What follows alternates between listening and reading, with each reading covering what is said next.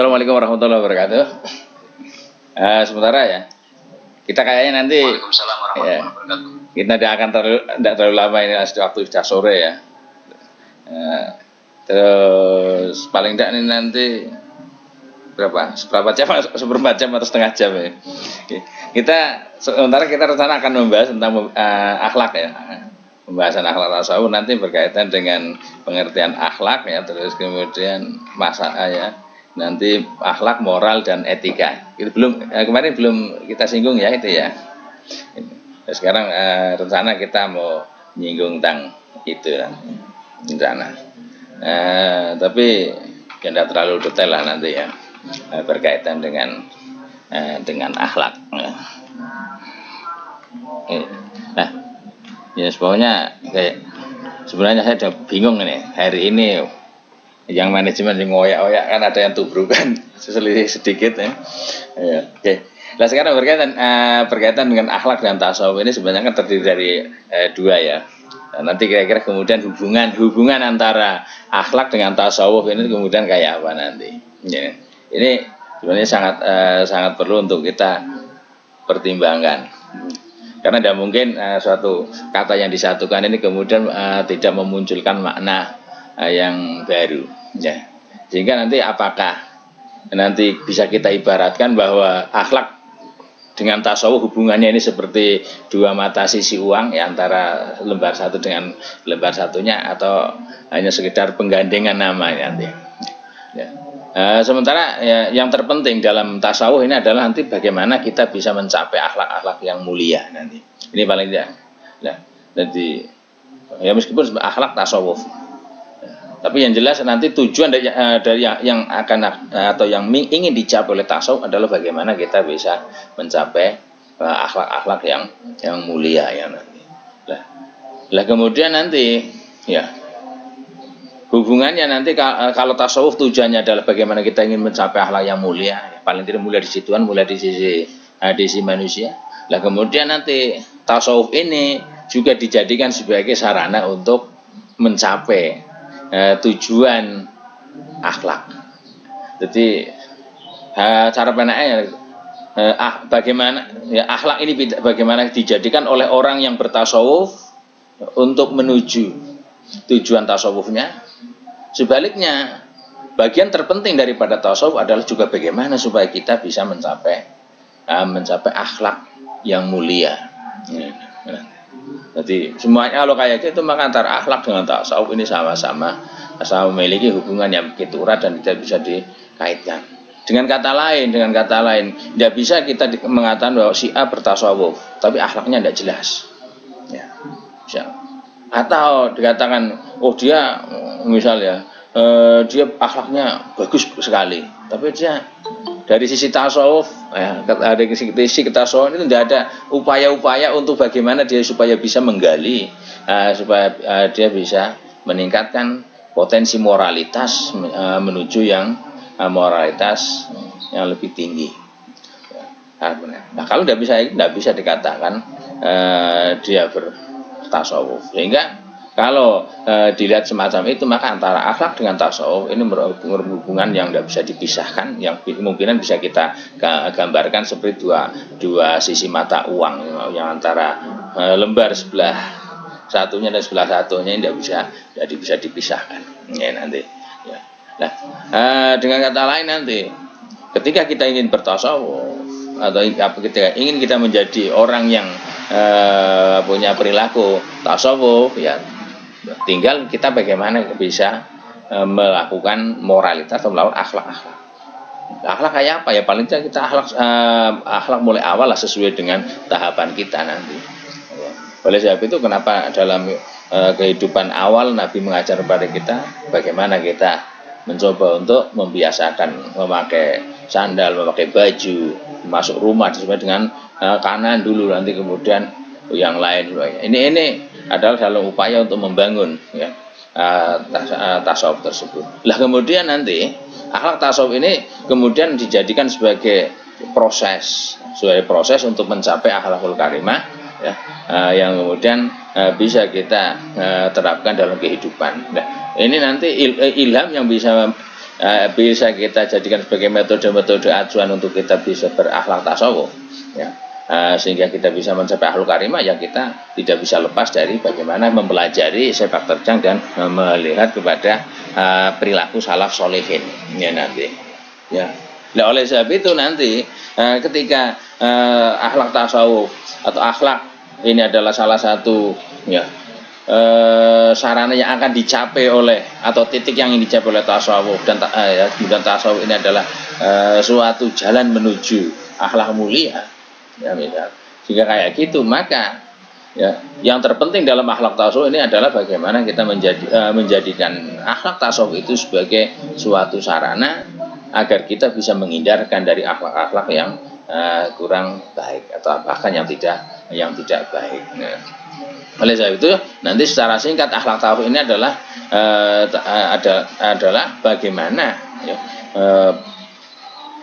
dia punya fokus terhadap tazkiyatun nufus, ya, nanti pensucian jiwa kita. Ini yang terpenting, dan kemudian kita bisa natural sehingga ketika kita sudah bisa tazkiyatun nufus, nanti kemungkinan kita bisa masuk kepada jumlah, ya, tatahur, ya, tahaqquq, takhalluk, ya.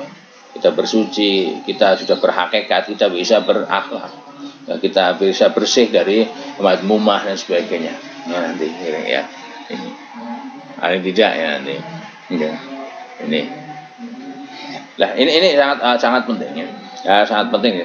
Jadi nanti kalau kita sudah masuk ke sana, kita sudah tidak perlu kita ngurusi orang lain dan sebagainya. Yang penting kita fokus ke kita, ya.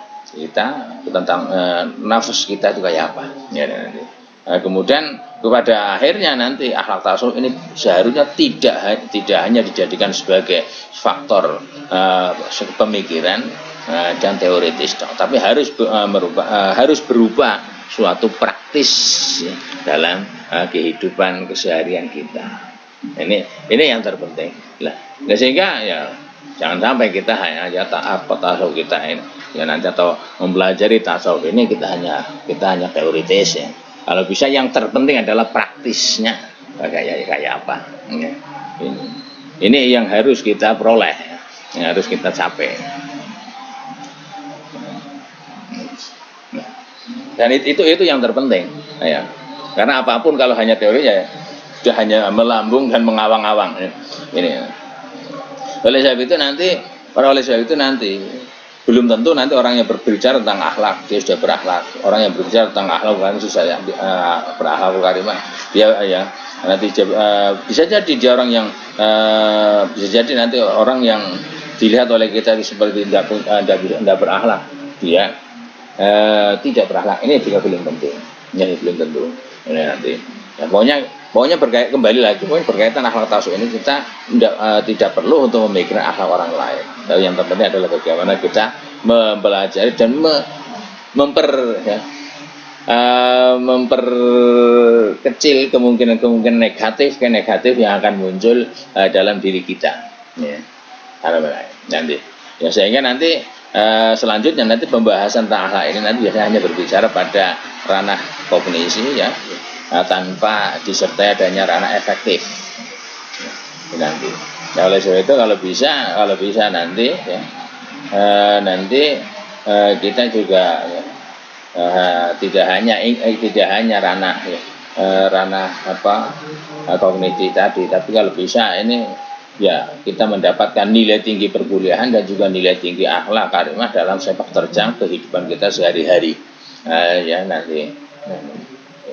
Sehingga kita bisa, ya, selalu caranya update dalam perilaku dan tingkah laku.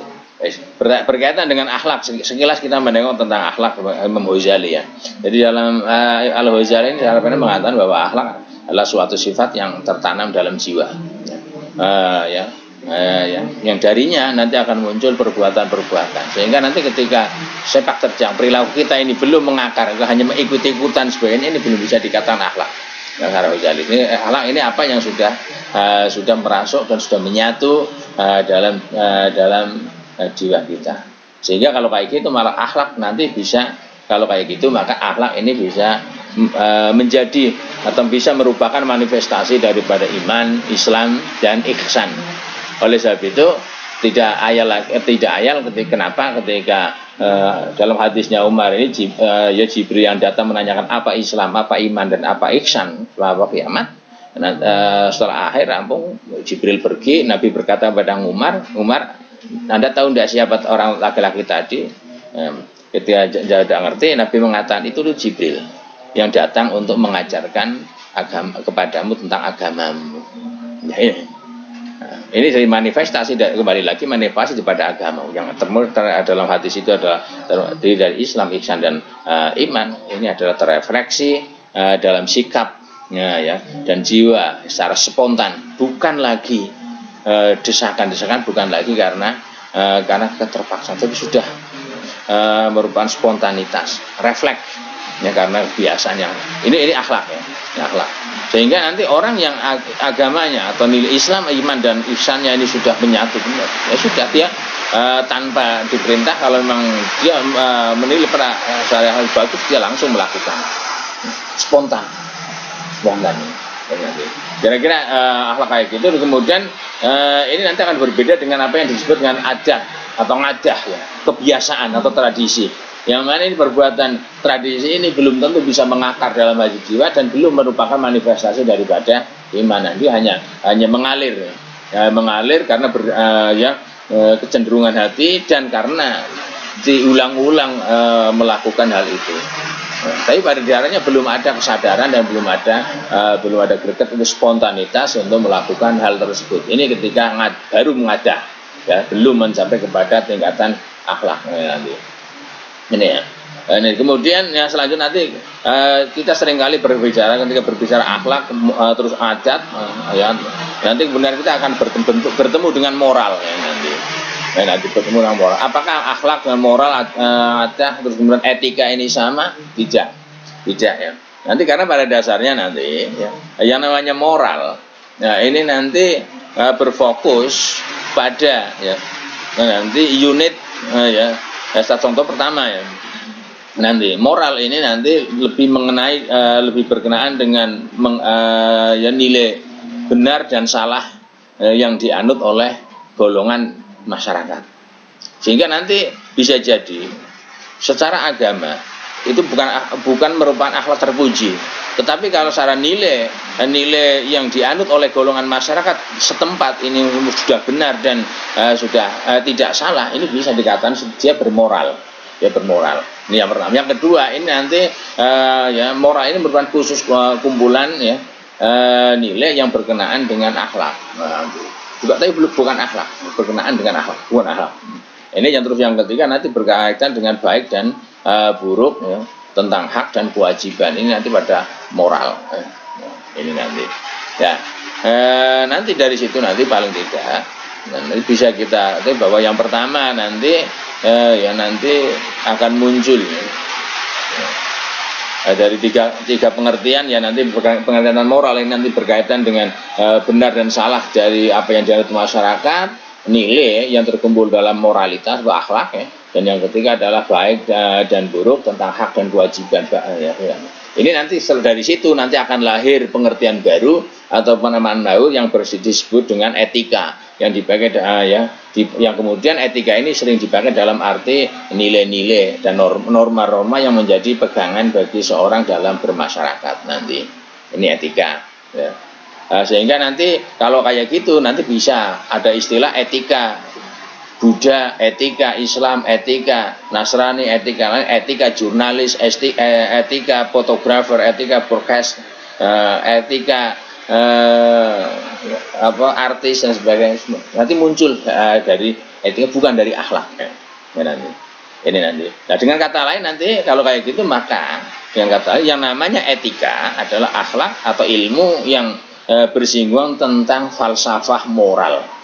Jadi moral ini falsafahnya apa? Ini etika yang akan mengkaji, ya. Sehingga kalau kayak gitu masih bisa diartikan bahwa etika adalah ilmu tentang tingkah laku manusia yang berkenaan dengan kekuatan tentang kewajiban yang menyangkut masalah kebenaran, salah dan terus atau keputusan ya, ketentuan tentang nilai yang menyangkut kebaikan maupun keburukan. Ini moral ya nanti di sana. Satu, ini ditinjau dari mana pertama ya nanti. Ya. Terus yang kedua itu nanti etika bisa berarti nilai-nilai atau norma-norma. Yang kedua nanti berkaitan etika. Ini juga etika juga bisa diartikan sebagai kumpulan asas atau nilai moral ya. Nah, kalau kayak gitu maka yang dimana nanti ketika etika dijadikan sebagai kumpulan asas atau moral, maka etika bisa disebut sebagai atau bisa diibaratkan sebagai suatu kode ya. Kode ya misalnya nanti berkaitan dengan misal ya ada istilah ya nanti dalam nanti apa yang dilakukan oleh Departemen Kesehatan yang menerbitkan sebuah kode etik untuk seluruh rumah sakit misal di Indonesia misal agar diberi misal etika rumah sakit Indonesia RC misalnya itu etika hanya sebagai kode ya misalnya.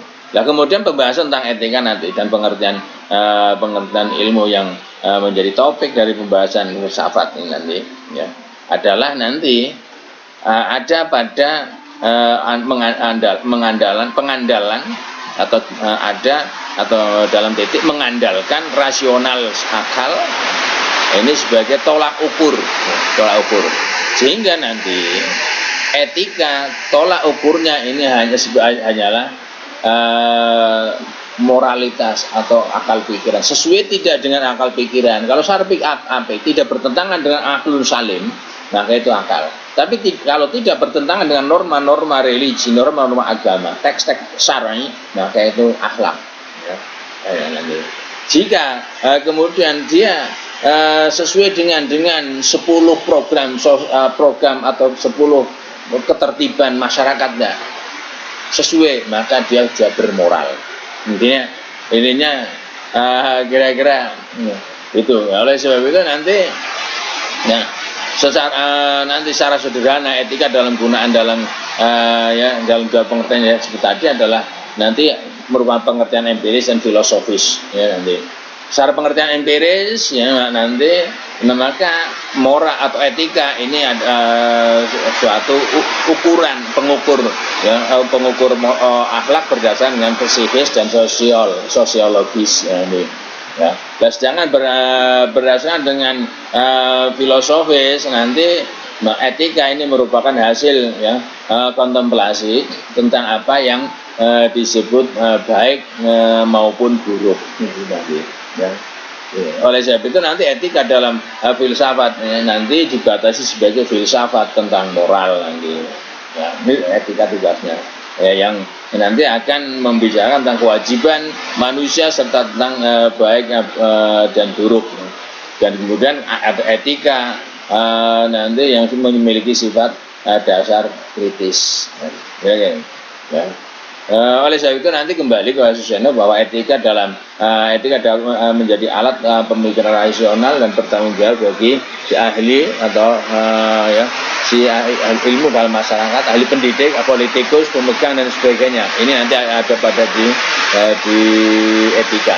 Oleh sebab itu kembali lagi pokoknya ke awal bahwa nanti akhlak tasawuf atau hubungan akhlak dengan tasawuf ini ya akhlak ini sebagai salah satu titik sarana untuk mencapai kita benar-benar menjadi orang-orang yang ahli tasawuf. Benar-benar kita menjadi orang yang bisa bertasawuf dan bisa tazkiyatun nufus. Kemudian akhlak ini merupakan tujuan daripada orang-orang yang ingin bertasawuf adalah untuk mencapai akhlak baik dohir maupun batin, bahwa akhlak individu maupun akhlak kepada Tuhan. Nah, adapun berkaitan kita sudah bermoral atau tidak, ini ukurannya ada pada barometer kode-kode yang ditentukan oleh masyarakat sekitar sesuai dengan apa yang ditentukan masyarakat, berarti kita sudah bermoral. Jika belum sesuai maka itu belum bisa dikatakan sebagai suatu moral. Sedangkan etika ini nanti hanya sebagai suatu ya filosofis daripada moral ya, daripada adab dan sebagainya nanti yang titik sentralnya nanti ada pada ya bagaimana nilai empiris dan nilai filosofis daripada perbuatan yang dilakukan oleh pemilik ya. Oleh sebab itu nanti ya layak ketika nanti kemudian tinjauan-tinjauan moralitasnya ini ada pada etika, bagaimana kita harus bersikap baik nanti dalam kehidupan, bisa menjadi suatu figur atau tidak, ini nanti dilihat dari segi etika ya. Kira-kira sementara kayak gitu yang saya sampaikan ya. Mudah-mudahan ada manfaatnya. Kita sudah jam 5. Nah, barangkali ini nanti Bu Sri Lamiati ini belum masak, barangkali mau masak dulu ya. Kira-kira mudah-mudahan ada manfaatnya. Dan soalnya nanti saya kalau enggak lupa nanti saya kirimi filenya. Apa kemarin sudah dikirimi ya filenya ya? Halo. Kalau belum nanti saya kirim insya Allah. Dan sementara itu dan saya ini akan pindah haluan, ini akan meneruskan yang ini ya. Oke ya. Sampai ini lumayan agak sedikit. Kira-kira gitu. Kurang lebih maaf. Dan saya sementara ini saya tidak membuka sesi tanya jawab ya. Ya udah ya saya nanti insya Allah kita akan melakukan sesi tanya jawab ya. Kira-kira demikian, kurang lebih mohon maaf ya. Wabillahi taufiq wal hidayah. Wassalamualaikum warahmatullahi wabarakatuh.